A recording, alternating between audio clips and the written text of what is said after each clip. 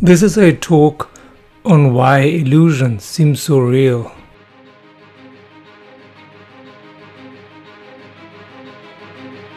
Good morning. This is What is Awakening or Wake Up with a talk about why illusions seem so real. You probably have wondered if this is really all an illusion. Let's assume this is really all an illusion, everything I perceive and experience, then why does it seem so very, very real? There are two major reasons. There are more, but the two I want to talk about today are distraction and repetition. If you ever go to a magician, if you ever see a stage magician perform his tricks, then see if you can see through the tricks, if you can see where the trick is, how he is faking magic. And most probably you will not see through any tricks, maybe one. The secret of stage magic is distraction. And it is the same with the kind of magic that holds our grand illusion of the world together. We usually call it world, or cosmos, or universe, or God, or creation, or whatever.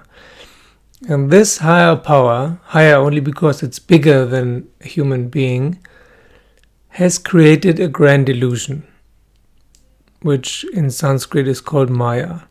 And this illusion is so perfect and so multi-layered and complex that it is 1,000,000 times more difficult to see through than an illusion, a man-made illusion of a magician, of a stage magician.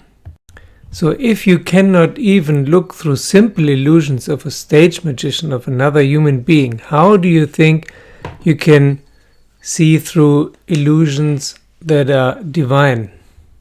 And as I have said, the main reason why you cannot see through one or the other is distraction. Another reason is repetition. If you do something again and again and again, or hear something again and again and again, then you will get used to it, it will feel familiar, and you will tend to do it again, to repeat it. This is the secret of marketing and advertisement.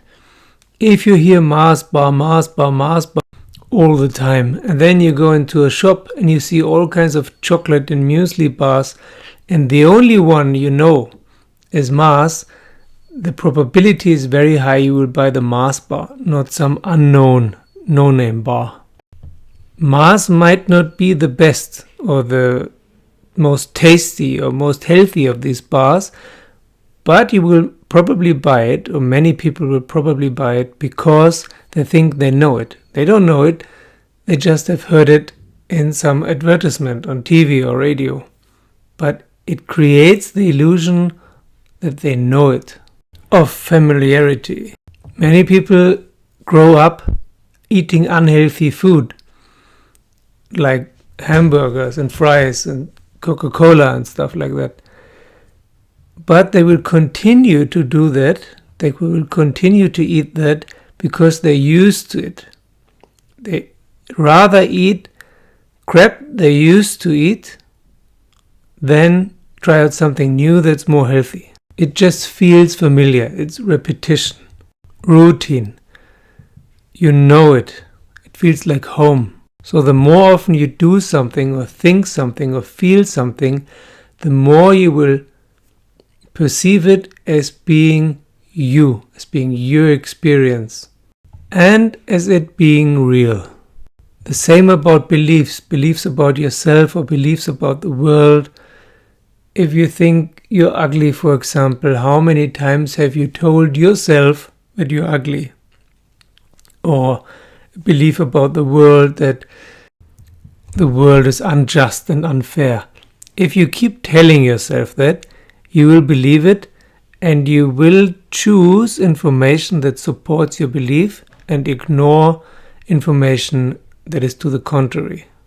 This repetition combined with the distraction, with the fact that we are distracted all the time and that we do choose to distract ourselves all the time by buzzing around like bees and never having a moment to ourselves.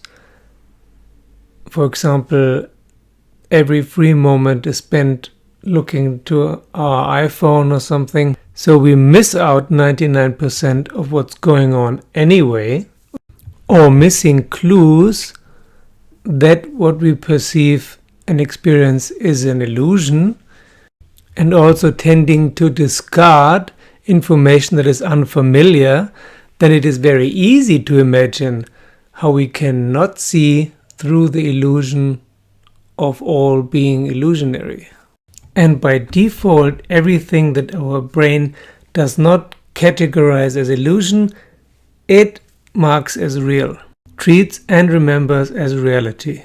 If you grow up in a certain culture and then move to another country with another culture and another language, you will start to learn the language and the culture and the habits and customs and so on year by year, more and more, but you will probably never fully understand the other culture because you've been conditioned on the culture you grew up in as a child.